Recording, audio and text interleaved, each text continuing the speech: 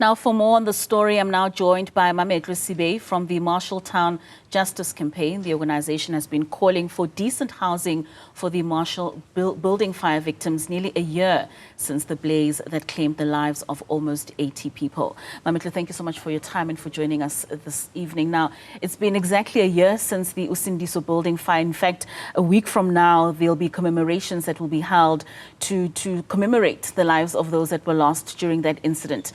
And yet again, we've got the same incident that has taken place, not only in the Johannesburg CBD, but also the fire that took place yesterday at Zamimpilo. What's your reaction as an organization to these fires that are sprouting across the city? Well, as you have said, so yesterday we did have a mass meeting attended by the survivors, by the victims and their families. And we did say that, of course, in the next weekend, we'll be commemorating to say that basically we refuse to let go the impunity that has characterized the response of the state towards the tragedy that was Usindiso. 76 people of our people died. We say their poor black lives matter.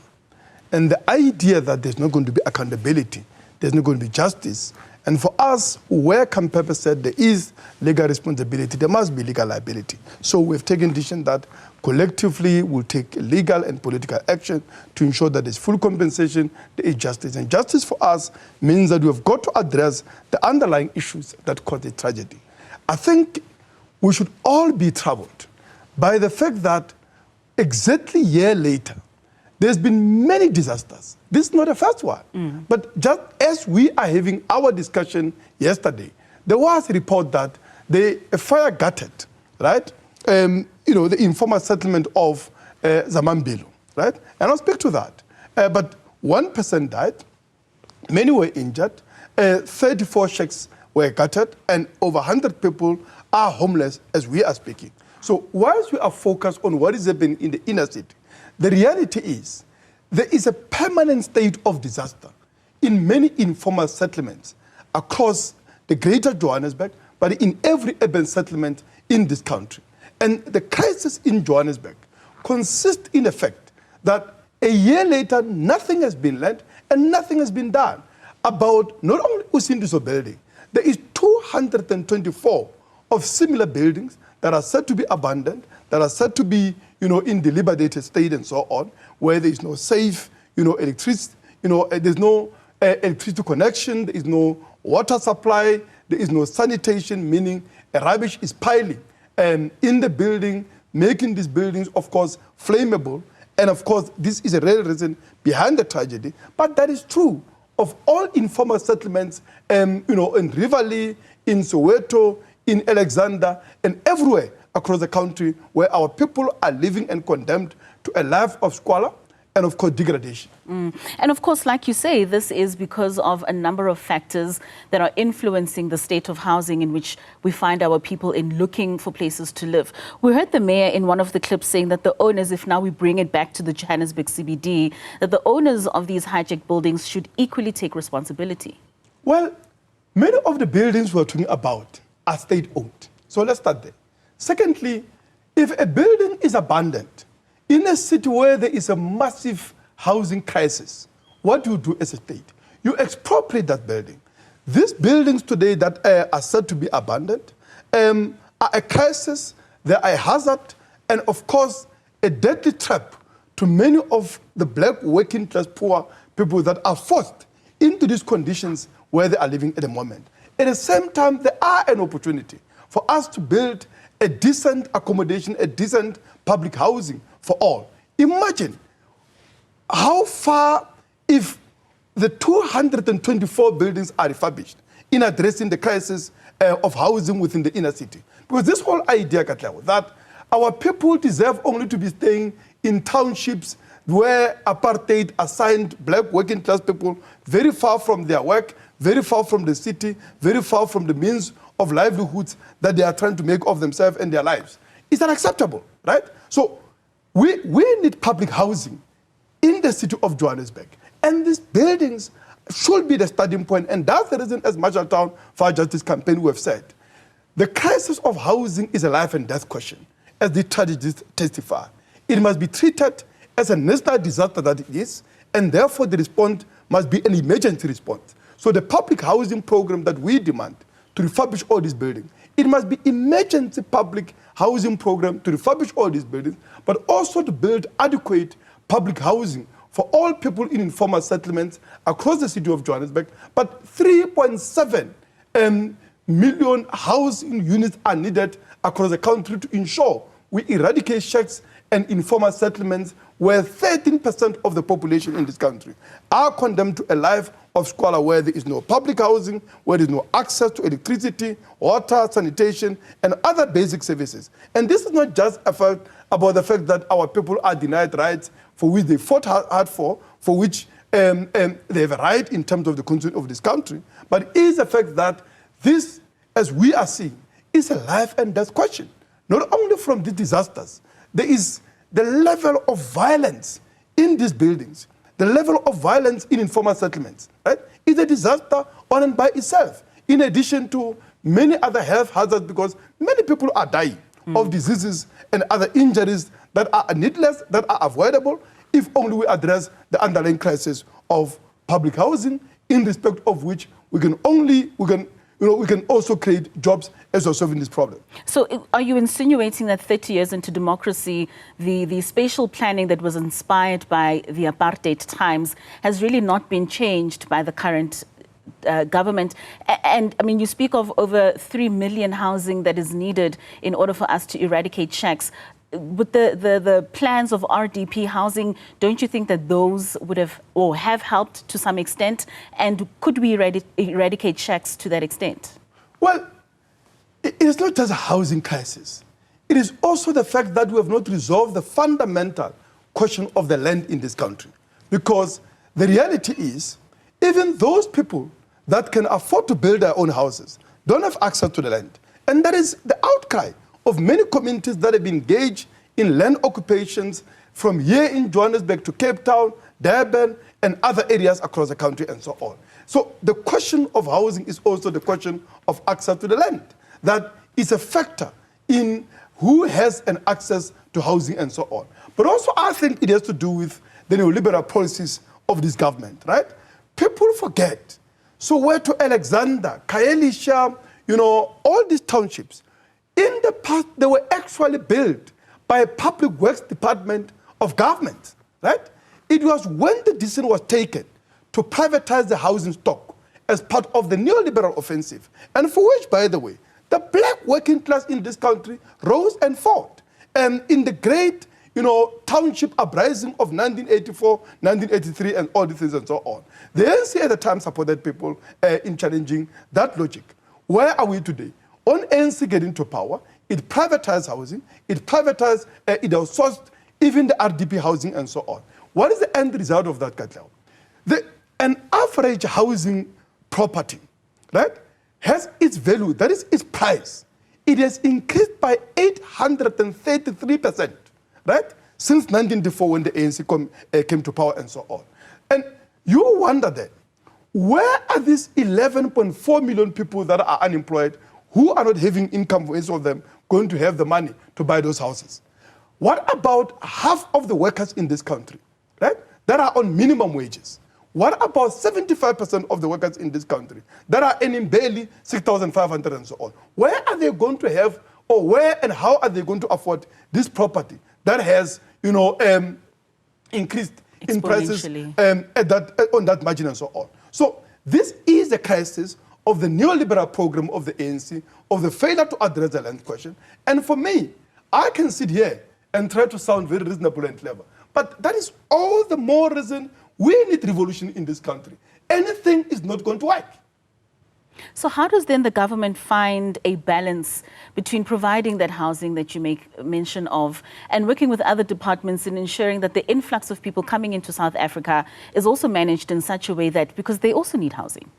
It is not just the issue of the influx of the people. Of course it is, right? And that is because when you look at capitalism, the way in which it works, right? It creates oases of development in the sea of poverty. So you cannot also divorce the impoverishment and the underdevelopment of the rest of Southern Africa to the concentration of capital industrial capital that has made Johannesburg and other urban cities as they are and so on. And the issue is, how do you address that problem? And the migration is not only the issue of people traveling from Mozambique, Zimbabwe, and all these other countries and so on. It is also rural South Africa, which is permanently underdeveloped. I'm from Sekhukhune, and I can tell you that the mining industry there is engaged in colonial extraction of mineral. They are building absolutely nothing there. And there is a means. I absolutely, and we should absolutely, all of us, refuse to agree that this country that is the most industrialized, the most mineral-rich in the whole continent cannot afford to resolve the crisis of housing. I mean, I was reading the statistics in terms of mining as I was addressing the gathering of the mining communities a few days ago. The annual production of mining in 2013 was 1.1 trillion rand. In 2022, it was 1.2 trillion rand and so on. The mining industry is selling about 786 billion worth of minerals every year. And that is if you accept that what they are reporting is what they are selling. United Nations says, actually, we are exporting only 1/3 of what our trading partners are receiving by way of minerals from this country. So there is underreporting because of illicit financial flows and so on. But even if you have to accept these figures, this is enough money if only the mining industry and, of course, the rest of the economy was not privately owned, and that, of course, ownership is monopolized by big corporations, many of which are formally white and, of course, foreign owned. And that's the reason that 50% of the profit in the mining industry last year, right, was taken by foreign registered multinational companies, but also 41% by Anglo-American. It speaks to the level of monopolization of wealth and vast inequalities in terms of distribution of wealth and income in this country. And we need that, right, in the public fiscus, because the people that we vote, they promise us jobs, they promise us housing, they promise us electricity, water, roads, jobs, and all these services that they can't deliver because economy, the mineral resources, the land is outside the democratic process, which will only be possible if we nationalize the economy, the mining, and of course, the land in this country to ensure on the basis of the democratic control and management of the working class that we can mobilize the industrial capacity and the wealth to solve all these problems. I mean, think about it, Katlego. Just in the last quarter, we lost about 40,000 jobs in the construction industry when there is 3.7 million houses that need to be built, right? When our roads are having potholes, when many rural areas still don't have the main roads in this country, when there are bridges that need to be built and students, school kids are unable to attend, a school when it is raining because there are no, bridges and so on. Now, it shows you it is not lack of needs. It is also not lack of people willing to work. It is also not lack of the industrial capacity. There is a vast capacity in the construction sector that is idling. Why? Because it's privatized, and of course, private industry will only build houses and other infrastructure if there's a profit to be made. And of course, that's the reason that bring that into public ownership, nationalize it, and make sure that you set about a mass public housing program to build all these houses at the same time as you are creating millions of jobs to overcome crisis of chronic mass unemployment and poverty in this country. So in the absence of nationalization, is there no other way that government can hold the private sector to a social compact in where they're making profits? Well, I don't think your government is going to address the problem because it's not that really subjectively they sit and say, we are going to not be providing houses. We're not going to. I mean, I listen to their declarations, and I think many of them, by the way, do believe what they are saying, that they are going to transform this country into construction sector, thinking they can talk themselves and the crisis, right, out of the way. The reality is, we are faced with an organic crisis of capitalism, right? It's evident from the fact that there's overcapacity, overproduction, which itself must be a cause for reflection. Because what does overcapacity and overproduction mean? It means people are unemployed in this country because there is too much of things that are being produced, yet in the midst of lack for many people, simply because these people don't have money. There is overcapacity. And that includes construction industry. That is the reason that they are laying off and retrenching people who are skilled builders, right? And that the reason being that, and it's a vicious cycle, right? Because the more they lay off people, the more the black working class in particular becomes more impoverished. There is no demand for houses in the housing market, and the more they've got to lay more, and the more the demand even go down and so on. So we have a system in an organic crisis which can't be helped by any of the policies that this lot who are united today in government of national unity, which in essence is a government of neoliberal unity, which seek to say more privatization, more outsourcing, more attacks on the conditions of the working class, which are only going to drive the crisis of demand and the crisis in the economy even further. They're not going to resolve that problem. What we do need is a working class movement to organize itself, both at level of communities. And that's the reason that, as we've been part of conversations, not only at Marshalltown, by the way, we've been having conversations with communities in south of Johannesburg, in Tembelitha, where the meeting, basically that bring all these communities in informal settlements that seek to say, how do we overcome the housing crisis? So we need a campaign, a mass sustained campaigning that will force a redistribution of wealth in the interest of public services, including houses. But more than that, we need a working class in power. We need a revolution, we need socialism, and nothing else. All right. Lastly, coming back to the issue of the GP Town building, we know that 220 people have now been displaced. How would you implore government to act differently this time in ensuring that the people are housed properly, in between them now being displaced and finding permanent stay? Katao, I think we should say that the losses of life at GP Town is deplorable. We're extremely saddened, we're shocked. More than that, we're outraged, right? Because Kampepe Commission, right, has already lamented about the responsibility of government. There is obviously a second phase of the commission that is dealing with the housing crisis. But let's face it, we don't need another commission to tell us what needs to be done with regard to the housing crisis. We have said, but also even before Usindiso itself, number of organizations that form part of the Marshalltown Justice Campaign, unions, but also, community civics. We have a Gauteng, Housing Crisis Committee. We have, SERI and others who have done research in this field and said, utilize these buildings, repurpose, redevelop them to ensure that they are safe, to inhabit, to ensure that they are supplied with water, with electricity. Because today, this tragedy, we are told, is because of illegal connection. Reality is, there is hundreds of thousands of homeless people across the greater Johannesburg, right? And those people are going to have to live somewhere. If they are not being provided with decent accommodation and decent public housing, they are going to be forced into these buildings. As I'm talking to you, Katako, yesterday in the meeting that I had with the workers, with the Marshalltown survivors, they were telling me that the young people are reoccupying Usindiso. Usindiso is being reoccupied, right, as we are talking about it now. Now, what does that tell you? It's a tragedy waiting to happen. But there is also 224 of these buildings. GP is one, only the latest, in a series of tragedies, many of which don't make it to a studio, right? So it's a simple solution. We need sufficient allocation and massive investment in refurbishment of all of these buildings, but also building houses at a rate that addresses the crisis. You can't have a situation wherein Johannesburg say our waiting list or the housing backlog is 500,000, yet they are building houses at the rate of 2,500. Which tells you that it will take them, in the best scenario, 200 years just to clear the existing backlog.